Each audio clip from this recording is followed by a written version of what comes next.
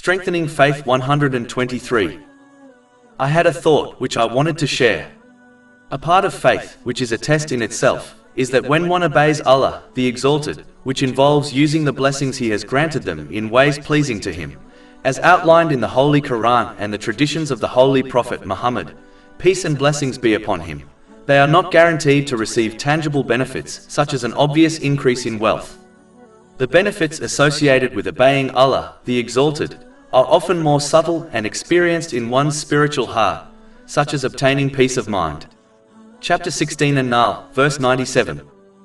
Whoever does righteousness, whether male or female, while he is a believer, we will surely cause him to live a good life, and we will surely give them their reward in the hereafter according to the best of what they used to do.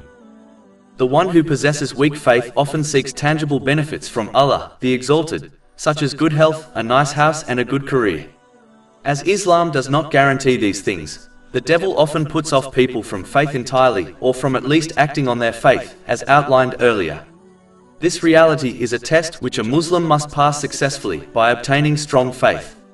This involves learning and acting on Islamic knowledge, so that one becomes sure of the countless benefits one obtains in both worlds through obeying Allah, the Exalted. In addition, one should always use their common sense by understanding that real benefit is often not tangible, such as a positive change in one's mental health and well-being.